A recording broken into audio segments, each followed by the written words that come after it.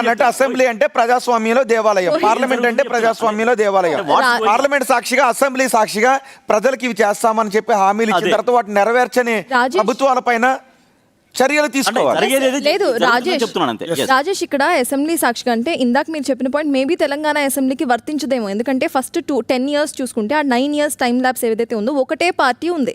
So ఆ పార్టీకి సంబంధించి ఎంత మేర నిధులు ఉన్నాయి, మేము ఎందుకు ఈ హామీలు ఇస్తున్నాము, ఇస్తే అవి నిజంగా నెరవేర్చగలుగుతామా లేదా అనేది ఖచ్చితంగా వాళ్ళకి తెలుసు. అయినా సరే అసెంబ్లీ సాక్షిగా హామీలు ఇచ్చేసి ఆ తర్వాత ఇప్పుడు హామీలన్నీ నెరవేరలేని జాబితాలోకి వెళ్ళిపోయాయి. ఆ తర్వాత ఇప్పుడు కాంగ్రెస్ ప్రభుత్వం వచ్చింది. కాంగ్రెస్ ప్రభుత్వం కూడా సేమ్ అదే వైఖరిని అవలంబిస్తాయి. వాళ్ళు కూడా అదే అంటారు, గతంలో ఉన్న ప్రభుత్వం చేసిన ఏవైతే ఎక్కువ హామీలు ఉన్నాయో అవి మేము నెరవేర్చలేకపోతున్నాం అని. ఇప్పుడు ఏదైతే ఉందో కంప్లీట్లీ ఈ రైట్ నౌ కూడా మనం ఒకసారి మాట్లాడుకుంటే గత ప్రభుత్వంలో మిగిలిపోయిన 750 హామీలు నెరవేర్చడం కష్టమే, ఇప్పుడున్న మిగిలిపోయిన హామీలు నెరవేర్చడం కష్టమే. సో ఫ్యూచర్ లో ఎట్లాంటి యాక్షన్ తీసుకుంటున్నారు,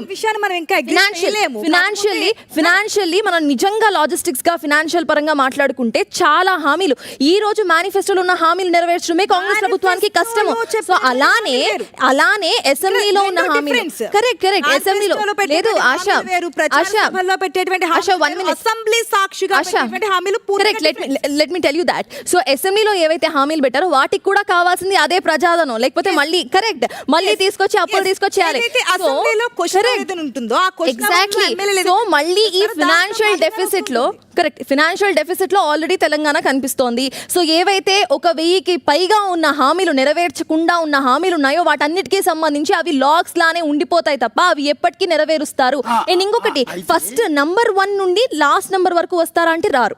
ఇప్పుడు నేనేమంటానంటే, ఇప్పుడు ఇవంతా చెప్తున్నాం మనం, బాగానే ఉంది, హామీల అమలు కమిటీ ఉంది. కమిటీ ఇంతవరకు ఎంతమంది ఐఏఎస్ అధికారులకు నోటీసులు ఇచ్చి పిలిపించింది? సమన్స్ ఇష్యూ చేయొచ్చంట, అధికారులను పిలిపించవచ్చు. ఫర్ ఎగ్జాంపుల్ చెప్తాను, వేరే రాష్ట్రాలకి మనకి ఉన్న తేడా కూడా ఇక్కడ చూడాల్సి ఉంటుంది. మహారాష్ట్ర ఆ అసెంబ్లీలో హామీల అమలు కమిటీ రాజ్యాంగబద్ధంగా ఏర్పడింది.